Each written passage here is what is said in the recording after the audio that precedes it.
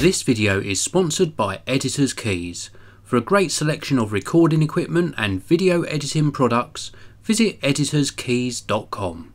Hi everyone, this is Dave from Geekanoids and this is a Sony Cybershot DSC-HX20V. This is a top of the range Sony Cybershot and you will have seen me unbox this already on the channel. Well, in this video I'm going to run through some of the photo features and I'll also be providing a link to the photos that I've taken. So let's have a look on the top panel here. This is the important part of the camera, and here we've got a mode dial with various modes that we can select, and I'm going to run through those now. So let's turn the camera on. First one we're going to look at is Intelligent Auto, and this makes automatic adjustments to your pictures, and it does a really good job of it. If I just move up here, you can see I've got a little model in the distance there. That's Crazy Steve, and we will focus on him, and it's just going to take a normal picture. If I move him closer, so this is nice and close, you can see as I press the shutter button to focus, it's moved into macro mode, so it's automatically sensed that I'm actually taking a close-up photo. Let's move him just out of frame again, and let's focus on him once more. Something else that's really nice is tracking focus. You can see it here on the screen. So if I click, I can actually point to Crazy Steve, click on him to track, and then that little white square you can see moving around on the screen will actually track him even if he goes off the edge of the screen. When he comes back on, it starts to track him again. And you can use this with any object or person, so that it will sort of concentrate the focus points within that tracking square. We can click in this middle button here to cancel the tracking focus. So that's one of the really nice features on this camera. Let's move the mode dial round. Here we've got Intelligent Auto Plus, and this reduces blur and noise automatically. So it's just some extra processing when we take a photo to try and improve the blur and also any noise that might appear in the photo. So it does a very good job. I've tested this in various sort of scenes and it works very well indeed. Next one round is program mode, and this is auto exposure, but you adjust various settings on the camera. Next one round is manual mode, so we can adjust everything we want on the camera, including shutter speed and aperture value. And then the next one round is memory recall mode, and this is where we can store various settings. And then we've got a really interesting one here. This is the Panorama mode, or panoramic mode. And this, as you can see from the display here, allows you to press the shutter.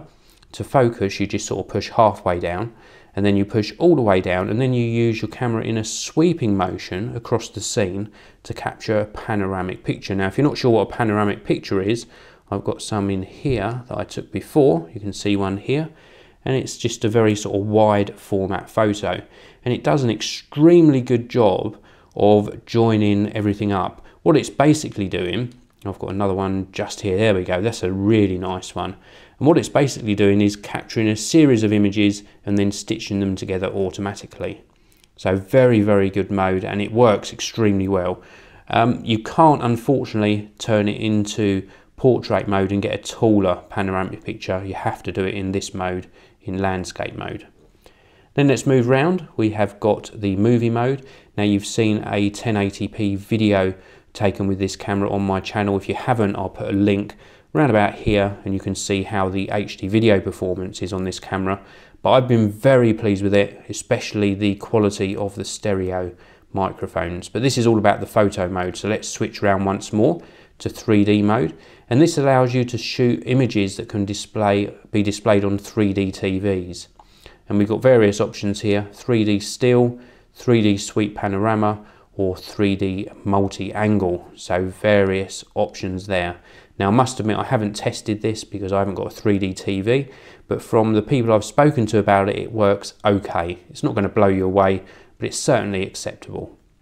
And then we've got some scene modes, and we can select from various scenes, from soft skin, soft snap, anti-motion blur, landscape, backlight correction HDR, night portrait, night scene, handheld twilight, high sensitivity, so that's shooting without the flash in low light with reducing blur, We've also got natural shot of food on the gourmet setting, a pet setting, beach setting, snow, so that's going to do some adjustments to the white balance.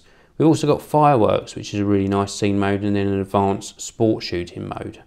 So that's all of the scene selections, and then we move around one more, and this is to shoot with background defocus. So this is for doing something where you've got maybe the main subject of your photo quite close up to the lens, and it will blur the background out. So they're all of the photo features on the Sony Cybershot DSC-HX20V. It's a really nice camera, really enjoying using it so far. As I say, you'll find a link underneath this video to all of the photos that you've seen during this video, and also please do click on the links you're seeing on your screen now. They'll take you to the unboxing and first look, as well as the HD video sample taken with this camera. Well, thanks very much for watching. Please do click that like button, and I will see you all in the next video.